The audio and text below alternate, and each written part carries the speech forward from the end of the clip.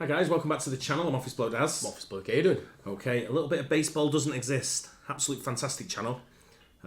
Gives us probably It's a bit of a weird name though. What was the name? It gives us a really good insight to baseball. Though. Yeah, it does. It's one of the most educational ones we've watched anyway. Why Nike paid $1 billion for this? What? For what? Well, for him? Not him, but I imagine the like sponsorship deal with all the shirts. Sponsorship on the uniforms, because I don't recall ever seeing anything on the uniforms. But if there was Nike or if there was somebody else. Well, didn't we watch a thing about how like the uniforms wasn't Nike like, though, was it? Was it? And they were like it was like someone else, and it was wasn't it like fan zone or whatever they called? What they called? It's like a distributor. I know what you mean, but I feel like the problem was like when Nike makes a jersey, they have to display the logo or something like massively. Yeah, put it all over the place, don't they, to make it.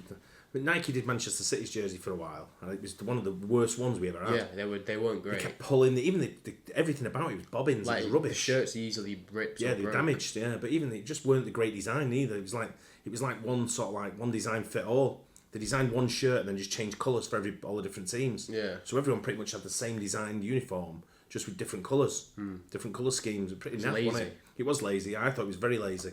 I like Puma, but I loved Umbro. Umbro were the best, don't know what you said, but they got bought by Nike. Umbro was Nike.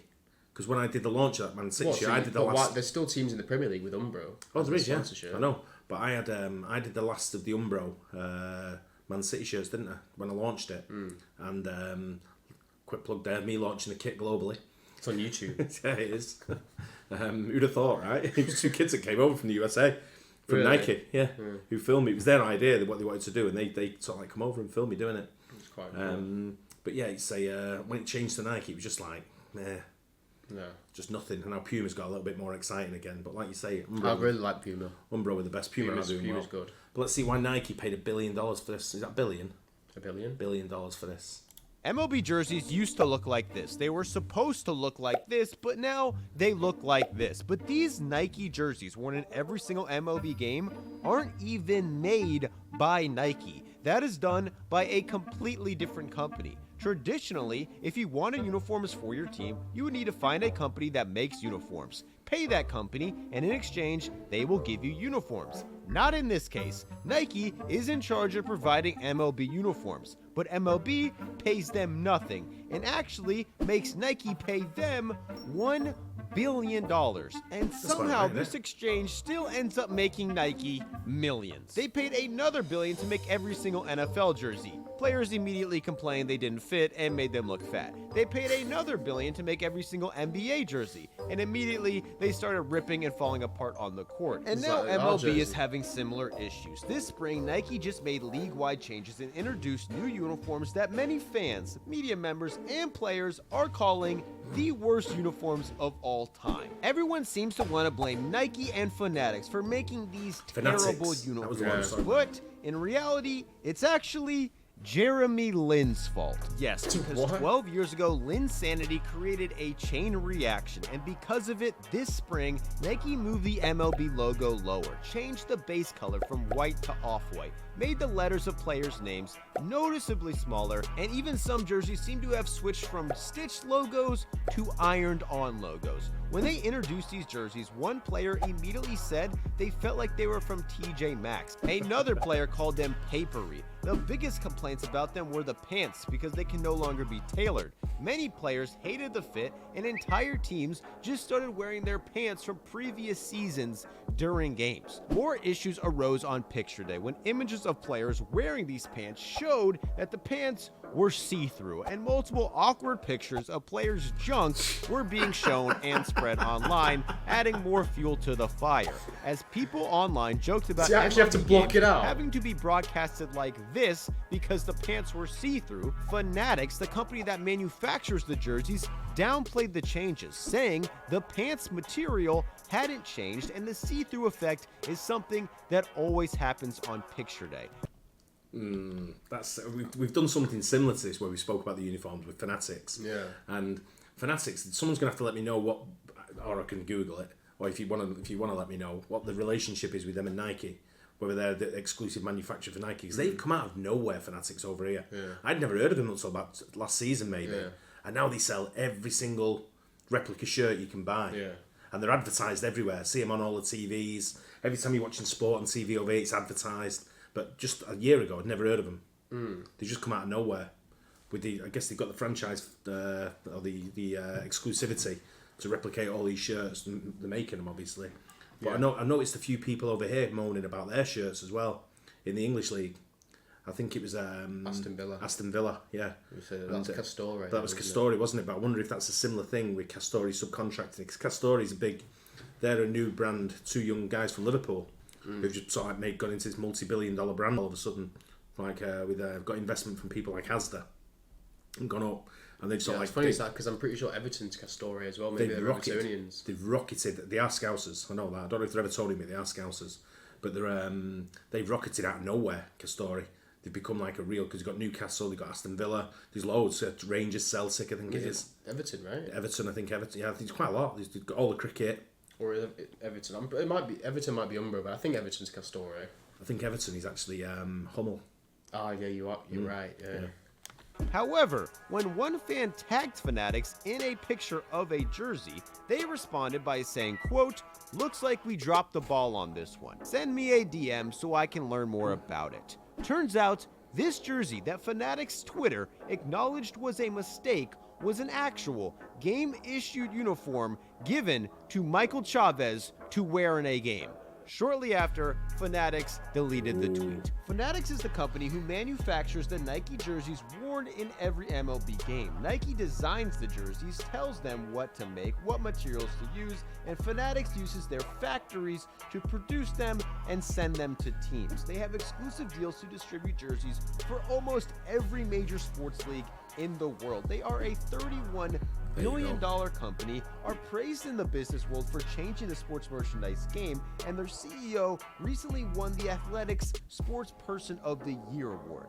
But many consumers hate them. They are constantly being blamed for making replica jerseys worse and worse. There are entire social media accounts calling them out for their poor jerseys. When news broke they would be making the new NHL uniforms, hockey fans revolted, leading to backlash everywhere. And now they're being blamed for making MLB uniforms look like they're from TJ Maxx. But the reason Fanatics is in this position may come down to one moment in February 2012. Jeremy Lin had already been cut by 2 teams in this season alone. His current team was considering cutting him before they randomly put him into a game, and he scored 25 points, had 5 rebounds, and 7 assists in only 36 minutes. At the time, Adidas made NBA uniforms, Reebok made NFL uniforms, and Majestic made MLB jerseys. Each company had exclusive deals with each league. Back then, these companies like Adidas would pay to manufacture jerseys for the league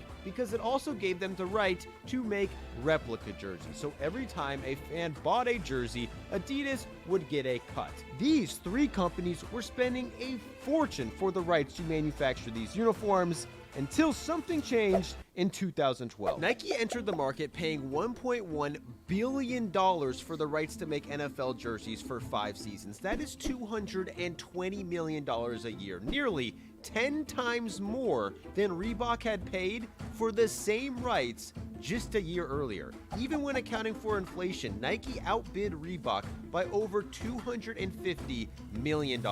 But they didn't want to stop at football. They wanted baseball and basketball too. So for a company like Adidas to compete with this insane amount of money Nike was willing to spend, they needed to sell a lot more jerseys. That year, Jeremy Lin gave them that opportunity. He followed his first game with another 28 points against the Jazz. A few days later, he lined up against John Wall and dominated, putting up another 23.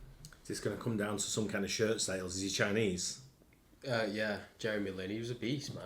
I know, but is he Chinese? That's my question. I'm pretty sure he is, yeah. Yeah, he's and when you go to China and places like shirt sales are ridiculous. I know what they're like in English football. Yeah, it's like South Korea is the main one though, isn't it? Well, the highest at the moment, the biggest selling sports uniform in the world is Lionel Messi. That's the biggest selling one in the world. Yeah. And I don't know who second is or anything like that. What point were you trying to make with that? I was expecting you to say like a Chinese person or something.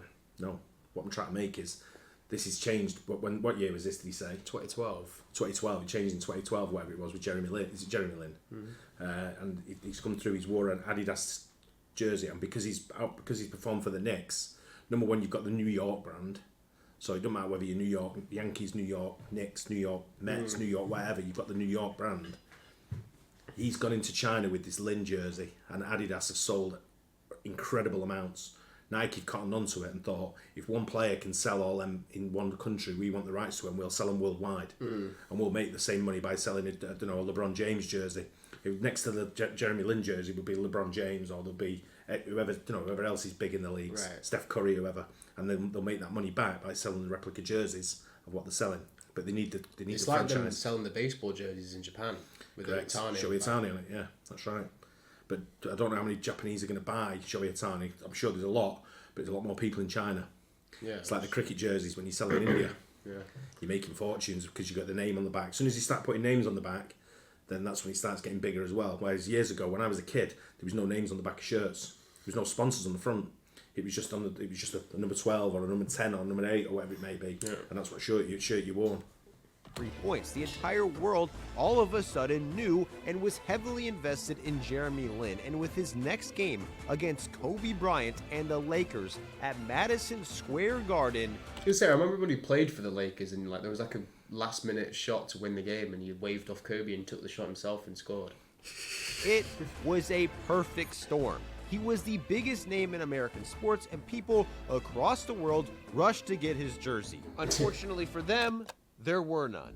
Just a week before, Lin was a nobody, so Adidas had no reason to make a Jeremy Lin jersey. Lin torched Kobe Bryant, putting up 38 points as the entire MSG crowd cheered him on like he was their savior. This was the height of Linsanity, yet Jeremy Lin jerseys didn't even exist yet. The Knicks quickly put t-shirts on their website, but warned consumers they wouldn't be delivered for weeks. Desperate to take advantage of the demand, models pulled Jeremy Lin jerseys off the assembly line early, but were only available in 2 of the 150 locations. The Knicks themselves couldn't even get Jeremy Lin jerseys, finally making an announcement that they'd be available at the team store, but admitting they only had 200 of them available. Adidas scrambled. Yeah, nowadays all the replicas would be flourishing in the China market. Oh yeah, big time. Exactly the same. That's crazy to me how you'd just get a different name. It's not the end of the world. No, but you don't want you got to be seen with the guy of the moment. The kids don't want names. If I said to you when you were a kid, I remember coming to you when you were younger and saying, which name do you want on the back of the shirts? And your brother was always dead obscure. Oh mate, that's what I was just gonna say. You would end up getting people like Nastasic on the back of his shirt. Yeah, be like, I want Nastasic. Or you'll get the goalkeeper top. Like no one would get the goalkeeper top. No one gets them. That's right. But I know you always wanted things like your David Silva or whoever it was at the time. I like that Balotelli shirt. I had like me Aguero on the back. But that's what I'm saying. Yaya Toure. And then going in there and asking for when I used to go down to the shop to say, right, they print them at the shop for you. So I'd go in and say, right, I want Yaya Toure on that one. I want whoever on that one, and they'd do it there and then. But these pre-made ones, like you're not going to get that. A lot of places are not going to do this. The custom numbering on it. Yeah. But this is you look at China, you look at the population, how many people you could probably reach out to. We're actually making billions.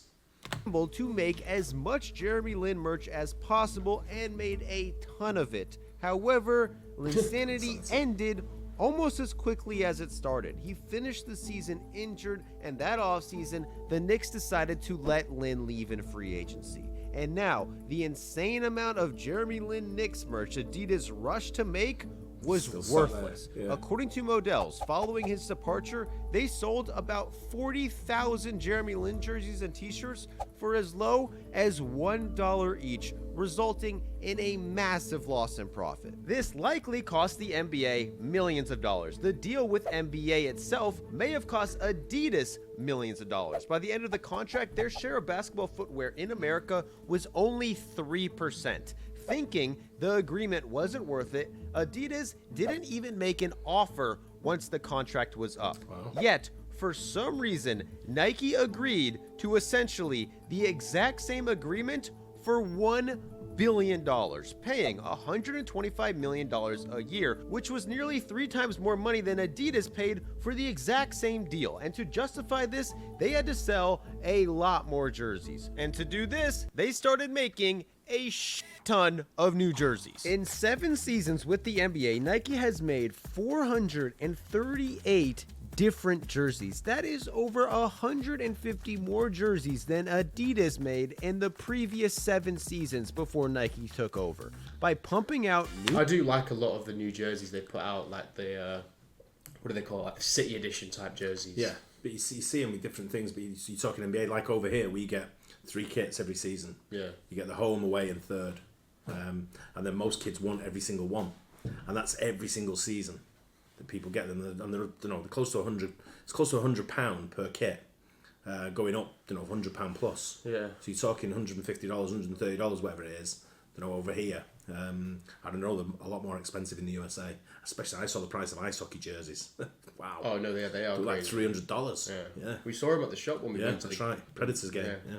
New jersey after new jersey, Nike has helped NBA increase their jersey sales by double-digit percentage points in 5 of their first 6 seasons. Nike did the same thing with NFL. In the 9 years prior to the Nike deal, there were 126 NFL jerseys. In the 9 years since, there's been 180. Within a few years, Nike was selling up to 4 times as many jerseys as Reebok was a decade before.